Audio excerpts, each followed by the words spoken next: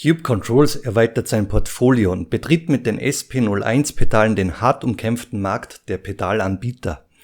In Teil 1 erfahrt ihr alles über die neuen Cube Controls SP01 Pedale und in Teil 2 kümmern wir uns zu einem späteren Zeitpunkt um das Performance Kit und erweiterte Einstellungsmöglichkeiten. Legt die Füße hoch und willkommen hier in meinem YouTube-Kanal.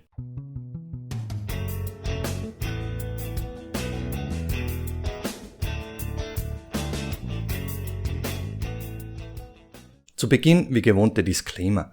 Die Pedale wurden von Cube Controls als Testmuster zur Verfügung gestellt, um diese für euch reviewen zu können und in meinem Testcenter für euch zur Verfügung zu stellen.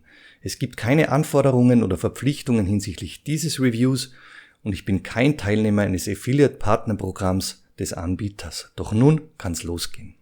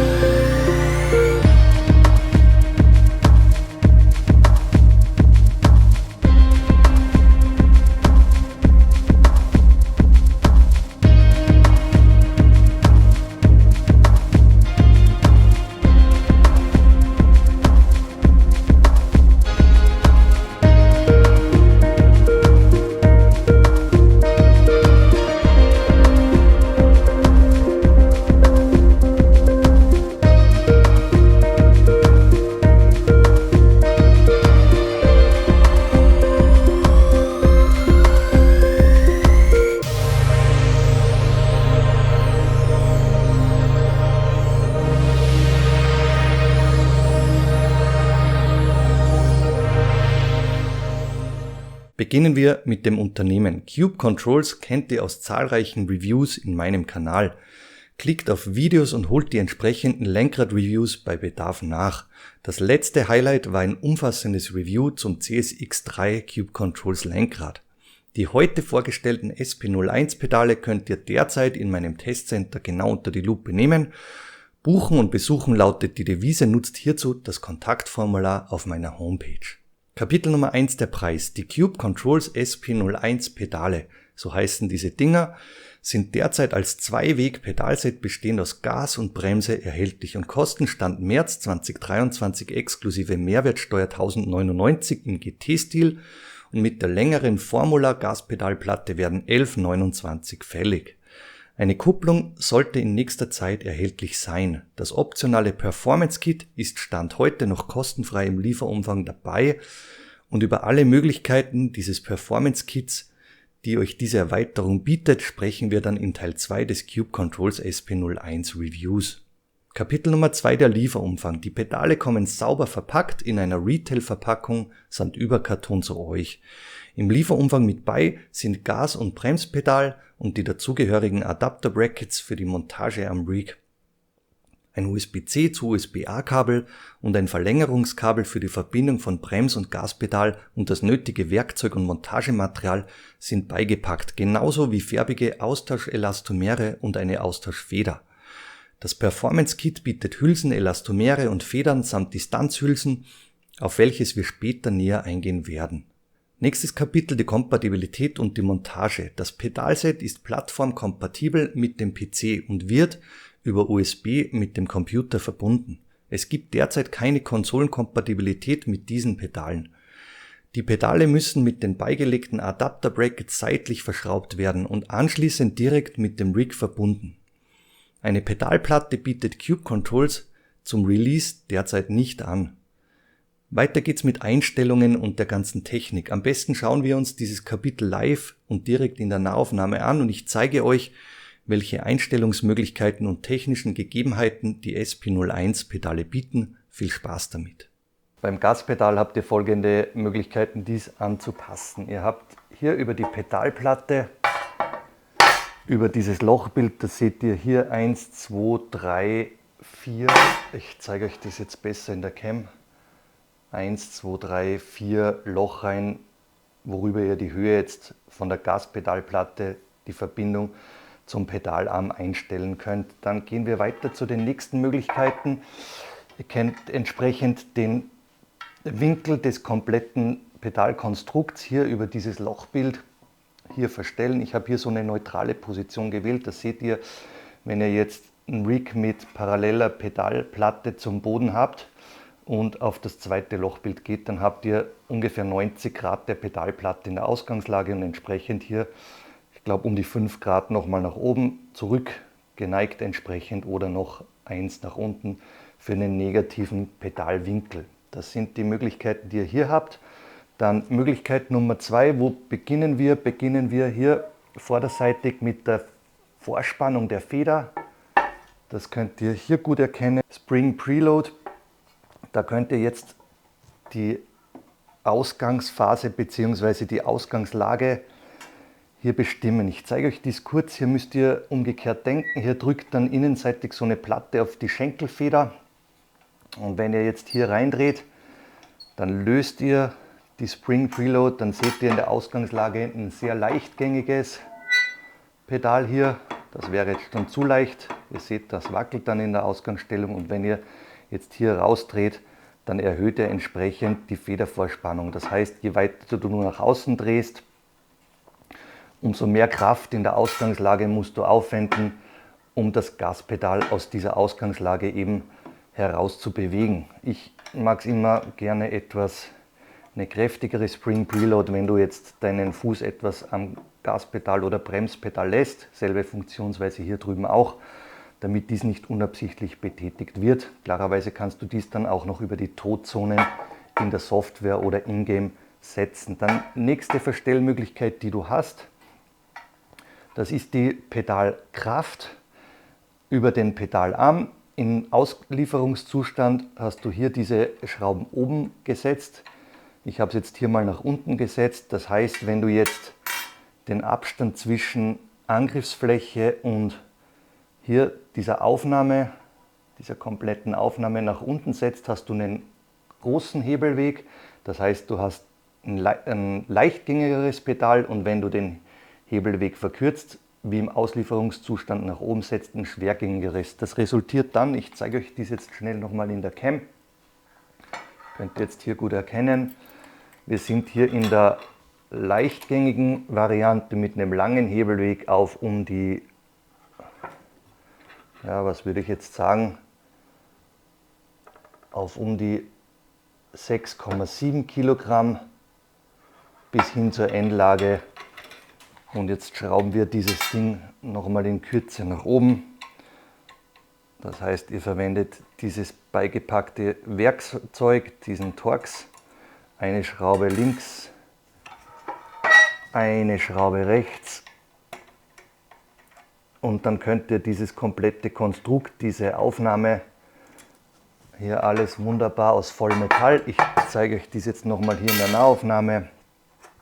Könnt ihr dann ausfädeln. Ihr seht eine komplette Metallkonstruktion hier mit einer eingepressten Durchgangsmutter hier. Auch hier seht ihr dieses eloxierte Material mit hohen Gleiteigenschaften, das hier in einer Metallbuchse, in einer Metallaufnahme gleitet. Ihr seht wunderbare Gleiteigenschaften hier, kaum Spiel. Und wenn ihr jetzt diesen Auslieferungszustand, ich stelle den jetzt wieder her, setzt dieses Lochbild hier genau passgenau, um dann entsprechend die Schrauben wieder anbringen zu können. In meinen Augen nicht werkzeugfreies System, aber ich sage gut zugängliches System, so würde ich dies jetzt beurteilen. Und durch die hohe Passgenauigkeit der ganzen Ausführung, Vollmetallausführung, gehen dann diese Adaptionen in meinen Augen relativ einfach von der Hand. Schraube wieder reingedreht. Jetzt haben wir einen kürzeren Hebelweg. Das heißt, wir sollten jetzt über diese 6,5 Kilogramm bis zur Endlage hinauskommen. Das werden wir uns jetzt genauer angucken. Hier noch etwas festgezogen. Übertreibt hier nicht mit den Anziehungskräften hier. Moderat anziehen, das genügt. Und 6,7 Kilogramm hatten wir in der Endlage und jetzt sind wir gelandet bei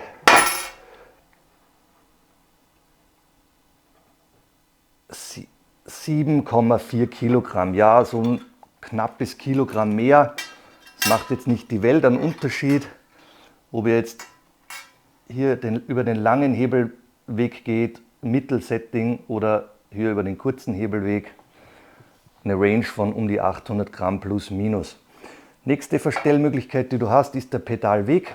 Das heißt, ich habe jetzt für euch einen langen Pedalweg eingestellt und wenn du jetzt diese Schraube hier entsprechend nach unten drehst, seht ihr hier über dieses Gewinde, dann könnt ihr diesen Pedalweg entsprechend verkürzen. Ihr hört dieses Knarzen, das ist dieses Gummiteil, das hier eingebracht wurde. Und jetzt seht ihr, jetzt habe ich einen kürzeren Pedalweg von wenigen Zentimetern am Start. Wichtig für euch diese eingebrachte Kunststoffhülse. Die dient dazu, dass du dann in der Endlage, wenn du auf diesen Metallzylinder ankommst, diesen berührst, dass du hier kein lautes Klackern, hier störendes Klackern am Start hast. Entsprechend eine leichte Dämpfung. Du kannst diesen Pedalweg auch noch weiter verkürzen, indem du so eine Hülse einbringst. Dies funktioniert so, du kannst auch dieses komplette Konstrukt ausfädeln, indem du hier diese Schraube bzw. diesen Bolzen löst. Das siehst du hier. Den drehst du hier komplett raus und wenn dieser Bolzen jetzt gelöst ist, kannst du diesen entnehmen und könntest beispielsweise hier noch so eine Hülse einbringen, um den Pedalweg weiter zu verkürzen.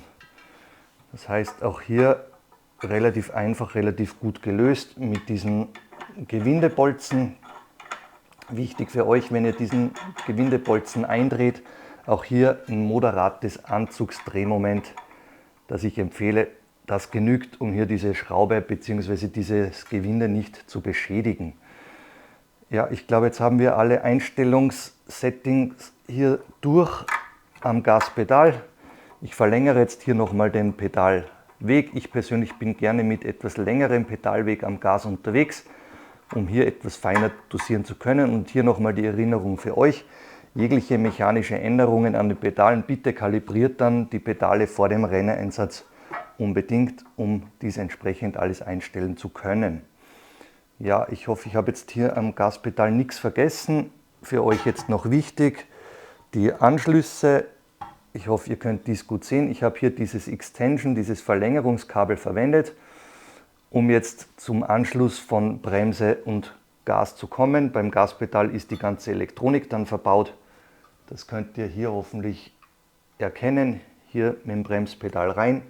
Hier wäre noch der Anschluss dann für die Klatsch, für die Kupplung und hier das USB-C zu USB-A Verbindungskabel eben zum PC. Was könnt ihr jetzt am Gaspedal noch erkennen? Hier reingeblickt, noch ein paar technische Details. Ihr könnt hier innenseitig, ich hoffe es, die Schenkelfeder erkennen, die für den Widerstand der Betätigung zuständig ist. Und dann innenseitig seht ihr so eine kleine Madenschraube mit so einem kleinen Plättchen und eben dieses wird betätigt, wenn du vorne diese Preload-Schraube bedienst, um entsprechend die Vorspannung am Pedal hier zu verändern. Ansonsten gibt es hier nichts, die ganze Elektronik sitzt hier unter dieser Kunststoffklappe, so ziemlich das einzige, was hier aus Kunststoff ist, außer dieser Dämpfer hier. Ja, sitzt die Elektronik drunter und das war's. Was sehen wir jetzt noch? Hier diese eingepressten Lager, diese eingepressten Buchsen. Ihr seht alles eine Vollmetallkonstruktion aus dem Vollen gefräst, CNC-Arbeit und die Pedalplatten entsprechende Gusskonstruktion mit eingelassenen Gewinden. In meinen Augen höchste Manufaktur-Handwerksarbeit, die hier Cube Controls an den Tag legt. Gehen wir weiter zum Bremspedal. Beim Bremspedal beginnen wir hier vorderseitig, selbes Prinzip wieder mit der Spring Preload, die ihr hier verstellen könnt. Dann, was habt ihr beim Bremspedal jetzt noch? Ihr seht beim Bremspedal, ihr habt den hydraulischen Dämpfer, der ist hier oberseitig angebracht. Den könnt ihr hier gut erkennen, ein hydraulischer Dämpfer, den ihr dann in der Stellung von 1 bzw. hier knapp unter 1, 0,5 bis zur Stellung, ich drehe euch das noch besser hier in die Cam, 6 hochdrehen könnt. Hier wird empfohlen, ich empfehle eine Dämpfung maximal von 1 bis 2. Das spürst du dann am Bremspedal. Dämpfung bedeutet, du bringst noch einen zusätzlichen Widerstand bei der Betätigung, aber auch beim Rückstellmoment deiner Bremse hier ans Pedal über eben diesen Dämpfer. Ich finde im Bereich 1, 2 eine moderate Dämpfung angenehm. Wenn du jetzt die Dämpfung hier hochknallst auf 5, 6, dann wird dies eher träge, eher matschig. Aber auch hier entsprechend deiner Präferenzen setze die Dämpfung, drehe hier ein paar Testrunden, gewöhne dich ans System und passe dies entsprechend deiner Meinung, deines Gefühls an. Dann entsprechend der Pedalwinkel des kompletten Pedalsarms, analog zum Gaspedal. Auch hier wieder eine neutrale Stellung gewählt. Und zu dem ganzen Elastomertausch und Federntausch, das könnt ihr hier gut erkennen. Hier habt ihr dasselbe Prinzip. Ihr könnt jetzt hier entsprechend auch noch eine Federvorspannung setzen, direkt über dieses Konstrukt. Das heißt, mit dieser Überwurfmutter, wenn du jetzt hier in Richtung Elastomer gehst, auch da bringst du mehr Vorspannung hier an dein Pedal oder du löst entsprechend die Vorspannung hier, indem du dieses Ding hier rausdrehst. Bringe ich das mal etwas näher zur Cam. Und jetzt kannst du mit dieser Schraube eben diesen Bolzen analog wie beim Gaspedal lösen, hier rausdrehen. Und wenn du diesen Bolzen jetzt löst, kannst du dieses komplette Paket aus Feder und Elastomer entsprechend entfernen. Das kannst du jetzt hier gut erkennen. Hier den Bolzen rausgedreht, Mutter rausgedreht und jetzt kannst du dieses komplette Paket hier entsprechend entnehmen. Das siehst du jetzt hier, wunderbar. Du hast jetzt wieder diesen kompletten Bolzen und dieses Paket jetzt entnommen. Das seht ihr hier so zusammengesetzt. Ihr habt jetzt, damit ich euch dies in richtiger Reihenfolge zeige, hier so einen Washer, so eine Beilagscheibe, dieses rote Elastomer wieder mit einem Washer verbunden. Hier wieder einen Washer und dann eben die Feder, die hier innenseitig greift. Und zur ganzen Kombination mit diesen Paketen, ihr seht noch diese innenliegende Hülse, die ihr dann auch entnehmen könnt hier. Was es dann mit diesen ganzen Kombinationen auf sich hat, wie dies euer Streckenerlebnis beeinflusst, über das sprechen wir dann in Teil 2 unseres Reviews. Das würde hier und heute den Rahmen sprengen. Heute geht es mal ums Default Setup. Ich zeige euch alle Einstellungsmöglichkeiten. Ihr seht, das ist ein mittelmäßig frickeliger Zugang, den ihr hier habt. Ihr müsst etwas Gefühl hier an den Tag legen, aber auch das gelingt in meinen Augen relativ, ja, ich würde sagen relativ unkompliziert. Hier Bolzen eingedreht und auch hier wiederum gilt, übertreib es hier nicht mit den Anzugsmomenten. Hier hochkant anziehen, genügt in meinen Augen und die Sache ist erledigt. Du gibst wieder eine Federvorspannung drauf über die Überwurfmutter und die Sache ist erledigt. Bremspedalplatte ebenso über das Vierlochbild anpassbar. Wir haben den hydraulischen Dämpfer, wir haben das Elastomerpaket besprochen, auch hier Elektronik unter dieser Abdeckplatte, auch hier innenseitig zusätzlich Schenkelfedern für die Preload von eurem Bremspedal. Das heißt doppelte Preload-Möglichkeit eben über die Schenkelfeder innenseitig oder direkt übers Feder-Elastomerpaket und diese Schraube. Das soll es nun gewesen sein. Ich hoffe, ich habe nichts in Sachen Einstellungsmöglichkeiten vergessen. Ansonsten liefere ich euch dies in Teil 2 dann noch alles nach. Weiter geht's mit weiteren technischen Details. Die Position vom Gas wird über einen Hall-Sensor abgegriffen und die Bremspedalstellung über die Load-Cell, sprich Wegezelle, ermittelt. Einfach ausgedrückt sitzt in einer Load-Cell ein feiner Metallstreifen und die Wegezelle ist ein elektrisch bzw. elektronisch-mechanisch verformbares Bauteil, das bereits bei geringsten Druck eine minimale Formänderung annimmt und diese Verformung wird dann über die innenliegenden Metallstreifen registriert und elektrisch in ein Signal umgewandelt. Mit dem Bremspedal sind bei den SP01-Pedalen sehr hohe Pedalkräfte über die 200 Kilogramm starke Load-Cell möglich. Der Widerstand vom Gas wird durch eine innenliegende Schenkelfeder gewährleistet und Cube Controls unterscheidet sich von Spiralfedern, die üblicherweise in Pedalsets verbaut werden. Wie bereits erwähnt, verwendet die Bremse die entsprechenden Elastomerlösungen oder Kombinationen mit verschiedenen Elastomerfedern. Nächstes Kapitel: Verarbeitung, Material und die Haptik. Die Cube Controls Konstruktion besteht aus CNC gefrästen und eloxierten Aluminiumkomponenten sowie Aluminium-Gussbauteilen bei den Pedalplatten. Die einzigen aus einer Metallplatte gelaserten Teile sind die seitlichen Adapter-Brackets für die Rig-Montage. Die Verarbeitung, Materialwahl und das Finish sind auf allerhöchstem Niveau. Auch in Sachen Spaltmaße gibt's absolut nichts zu kritisieren. Weiter geht's mit einem subjektiven Kapitel, das ist die Optik. In Sachen Optik setzt sich Cube Controls mit einem sehr eigenständigen Design deutlich von vielen Mitbewerbern ab. Die CNC-gefrästen Komponenten wirken hochmassiv und edel zugleich. Alles wirkt wie aus einem Guss und sehr kompakt. Die Farbgebung betont die sportliche Optik und stellt den Bezug zum blauen Cube Controls Logo her. Klarerweise ist die optische Beurteilung, wie bereits erwähnt, subjektiv behaftet, aber ich finde, dass Cube Controls mit den SP01 Pedalen ein designtechnisch sehr schön anzusehendes Produkt umgesetzt hat. In der Cube Controls Software seht ihr bei den Inputs jetzt rechts Gas, links entsprechend die Bremse mit den jeweiligen Werten. Ihr seht Enable Clutch. Die habe ich jetzt klarerweise hier noch nicht am Start, die sollte hoffentlich alsbald releasen. Nächster Punkt, Calibration. Ihr könnt die Pedale entsprechend kalibrieren. Ich zeige euch dies hier am besten jetzt mal an der Bremse.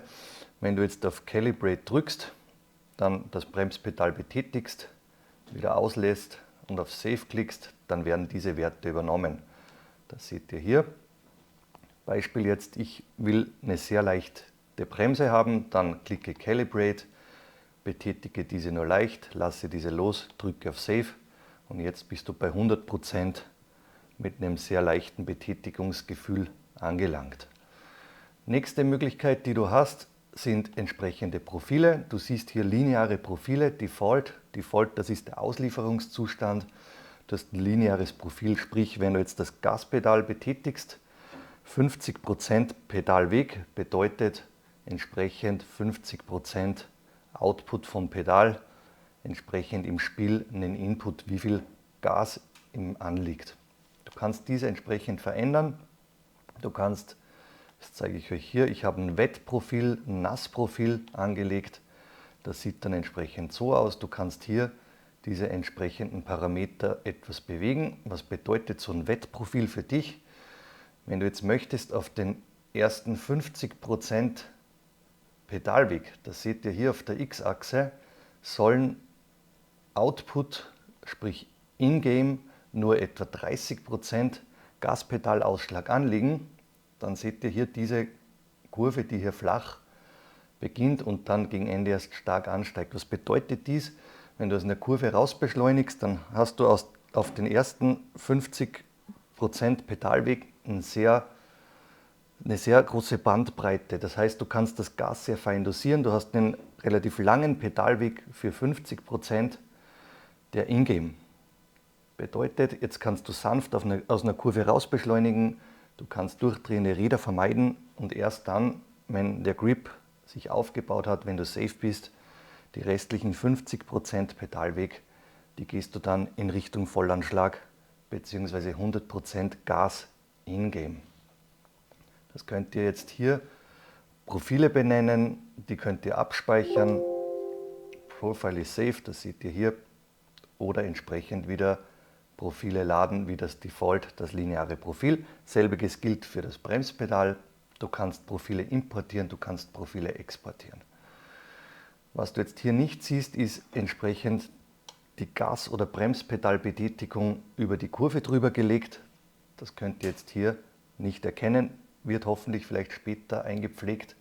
Das verschafft dir einen besseren Überblick bezüglich deiner Einstellungen. Device.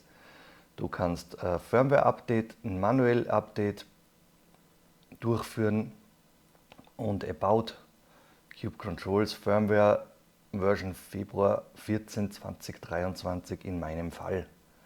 Viel mehr Spannendes gibt es zur Software nicht zu berichten. Hier noch vergessen bei den Inputs, für euch wichtig, ihr seht die entsprechenden Totzonen. Die könnt ihr hier verstellen mit diesen kleinen blauen Fenstern. Das heißt, ich zeige euch dies am Gas. Wenn du jetzt eine Totzone am Gas erhöhen willst, ich zeige euch dies jetzt mal extrem auf 20%, dann hättest du die ersten 20% von deinem Pedalweg keinen Output, keinen Signal-Output.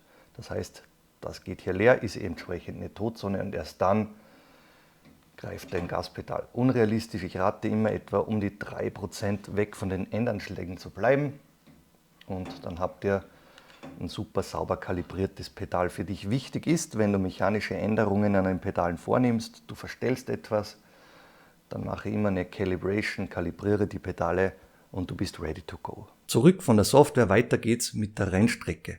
Auch an dieser Stelle wieder live ein paar Runden für euch, damit ich euch meine Ersteindrücke schildern kann. In Teil 1 unseres Rennstreckentests kümmern wir uns um das Default Setup, so wie ihr diese Pedale ausgeliefert bekommt, ohne dieses Performance Kit. Wir haben hier das mittelweiche Elastomer, das rote Elastomer verbaut. Ich habe so ein mittleres Setting, ich habe die Dämpfung hier an der Bremse komplett rausgenommen, bin jetzt ungedämpft unterwegs. Mittlerer Gaspedalweg und ich berichte euch jetzt über meine Erfahrungen, wie es mir mit den Cube Controls SP01 Pedalen geht. Wir sind mit dem alten Assetto Corsa unterwegs, Nordschleife, einen BMW E36 Chart und hier montiert alles an dem Simetic K2R Rig, Race X Mount, Simucube SC2 Pro, Asha Racing 5 Zoll Dashboard, Asha Racing F64, Simucube Wireless Wheel in der 3. Version. Ja, viel mehr Spannenderes gibt es jetzt zu dem Setup heute nicht zu sagen. Was fällt mir auf den ersten Metern mit den Cube Controls SP01 Pedalen auf? Beginnen wir mit dem Gas. Ihr spürt bei diesen Pedalen auf den ersten Metern, dass ihr ein hochsolides Konzept am Start habt. Das heißt, wenn ihr das Gaspedal betätigt, alles gleitet so exakt, wie exakt nur sein kann. Du spürst hier kein Spiel, du spürst hier kein seitliches Spiel über die Pedalarme. All dies wirkt extrem solide, extrem gut geführt, extrem gut gelagert. So wie man dies von dem Pedalset in dieser Preisklasse eigentlich erwarten muss.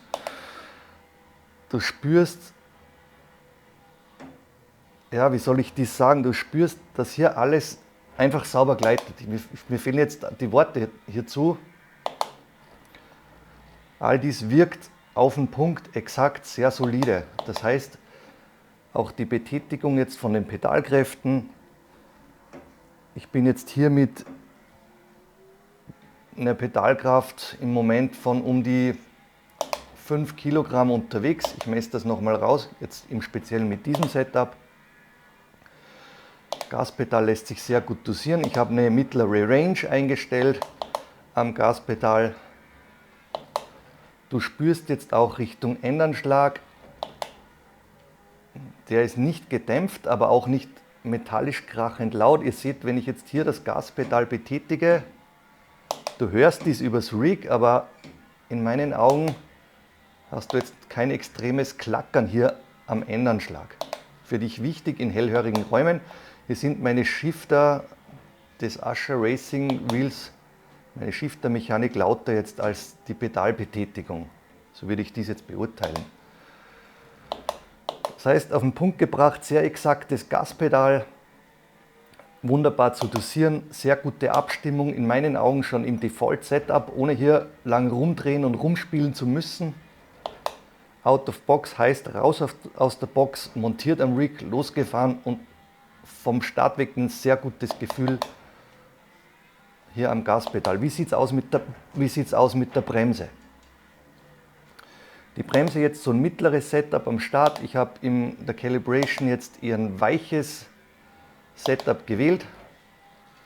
Das heißt, ich bin hier, jetzt lasst mich gucken, wenn ich jetzt hier Vollbremse im Bereich von, jetzt nur im Bereich, würde ich sagen, 30, 35 Kilogramm. Das heißt, nur ein Bruchteil dessen, was die Pedale an Power hier noch rausholen können.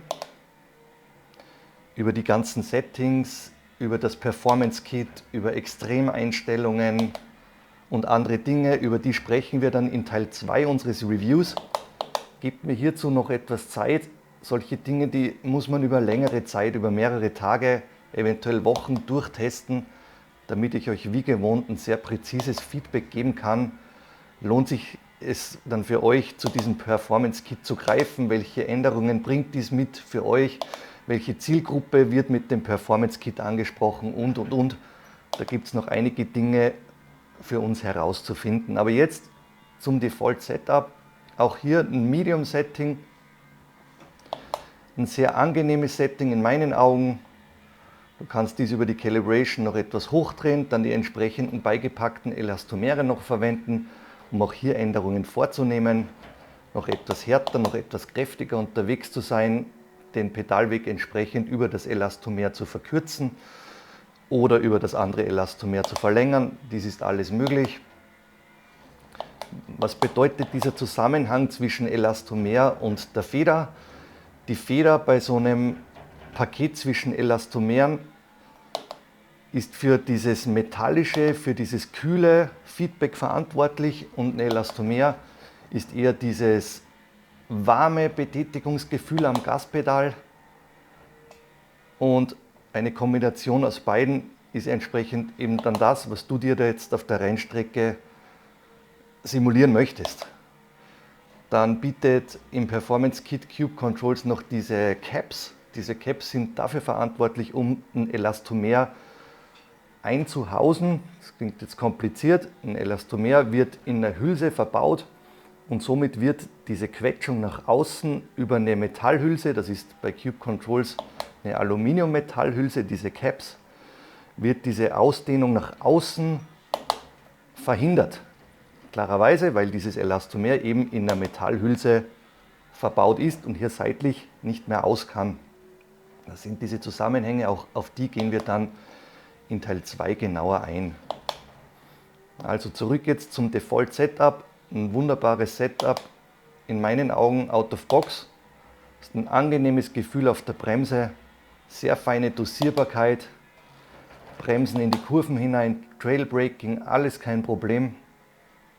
Sehr fein dosierbar, auch die entsprechende Resolution, das heißt die Auflösung an den Pedalen.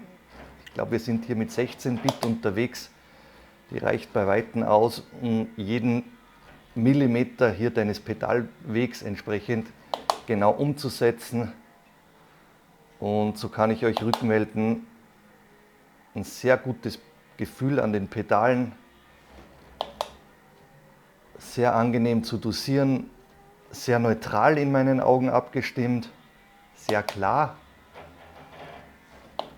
Über die Befestigung der Pedale haben wir gesprochen. Ihr müsst euch da entsprechend überlegen, wie ihr eure Fußablage gestaltet. Für mich ein negativer Aspekt einfach, dass hier zum Start Cube Controls diese Möglichkeit nicht bietet. Ihr seht an meinem Simetic K2R würde ich jetzt hier mit meinen Fersen ins Leere fallen, weil dies über diese Adapter Brackets bei diesem Rig gelöst ist. Ja, hier kann man wunderbar was dran bauen, wenn man die entsprechenden Materialien im Haus hat oder du überlegst dir etwas. Aber hier würde ich mir doch wünschen, dass ein Pedalset in dieser Preisklasse zum Start eine Fußablage mitbringen würde. So fair, so ehrlich, so direkt muss ich jetzt an dieser Stelle sein. Habt jetzt einen Rig mit einer durchgehenden Pedalplatte, da werdet ihr weniger Problem damit haben, dann würde dies hier meine Eigenbaulösung ersetzen. Aber im Fall der Fälle heißt es selbst Hand anlegen. Zurück jetzt zur Performance der Pedale. Nichts, was ich nur ansatzweise an diesen Dingern kritisieren könnte. Alles fühlt sich hochsolide, sehr kompakt, wunderbar gelagert, entsprechend dieser Preisklasse an. Ihr seid mit den Cube Controls SP01 Pedalen in der absoluten Oberliga von Low-Cell-Pedallösungen unterwegs mit dem entsprechenden Design. Und ich würde sagen, wir springen jetzt raus aus dem Rig und fassen alles für euch zusammen. Negative, neutrale, positive Aspekte sowie das Fazit und die Kaufempfehlung. Zurück von der Rennstrecke, weiter geht's mit den Nachteilen. Erster Nachteil ist die zu Release noch fehlende Peripherie. Auf ein Kupplungspedal heißt Stand März 2023 noch zu warten. Eine Pedalplatte gibt es Stand heute ebenso nicht. Am Beispiel meines Simetic K2 Airrigs muss unbedingt eine Eigenbaulösung für die Fußablage in Betracht gezogen werden. Zweiter Negativaspekt ist ein sehr hoher Preis. Inklusive Steuern werden dann um die 1300 € fällig und das muss einem ein Zweiweg Low-Cell-Pedalset wirklich wert sein. Designlösungen kosten eben Geld und aus dem vollen gefräste Aluminiumkomponenten, die treiben den Preis verglichen mit aus einem Blech herausgelaserten Metallplatten nach oben. Im Gegenzug gibt es mit diesem Konzept aber auch Aspekte, die den Vorteilen zuzuordnen sind. Machen wir weiter mit den neutralen Aspekten. Die Software könnte mit Features ergänzt werden, in denen man die Pedalbetätigung und anpassbare Pedalkurve übereinander legt. Dies wäre von Vorteil, um die Zusammenhänge der Anpassungen besser und direkt nachvollziehen zu können. Zweiter neutraler Aspekt ist die geringe Verstellbarkeit der Gaspedalkraft. Zwischen dem kräftigsten und leichtesten Setting über den Hebelweg unterscheidet sich die Pedalkraft lediglich um ein paar 100 Gramm. Und letzter neutraler Aspekt ist, dass viele Anpassungen nicht werkzeugfrei möglich sind. Aber auf der anderen Seite sind diese leicht zugänglich, darum hier eine neutrale Bewertung. Weiter geht's mit den Vorteilen. Perfekte Verarbeitung, hochsolide und ein eigenständiges Design, diese 3 Punkte springen zu Beginn ins Auge. Im Rennstreckenbetrieb bedeutet dies eine hervorragende Performance. Kein Spiel in den Achsen, kein Klackern, eine sehr feine Dosierung und somit Simracing-Eigenschaften auf allerhöchstem Niveau bringen die SP01 Pedale ans Rig. Die Anpassungsmöglichkeiten sind sehr vielfältig. Der hydraulische Dämpfer an der Bremse bringt ein weiteres Feature ans Pedalset, dessen Verstellungen sehr deutlich spürbar sind. Mit dem Performance Kit erweitern sich dann die Möglichkeiten, die wir in Teil 2 genauestens beleuchten werden. Weiter geht's mit dem Fazit. Cube Controls betritt den Pedalmarkt mit einem absoluten Enthusiastenprodukt für zahlungskräftige Kunden. Als Endkunde musst du entscheiden, ob sich der hohe Preis für ein in meinen Augen großartiges Design lohnt. Cube Controls rückt von den immer gleichen Konstruktionen ab, wo die meisten Pedalsets aus lasergeschnittenen Blechkomponenten zusammengeschraubt werden. Mit den SP01 Pedalen nimmt Cube Controls Vollmetallblöcke aus Aluminium zur Hand und fräst alle Hauptkomponenten aus dem Vollen und eloxiert diese im Anschluss sehr hochwertig.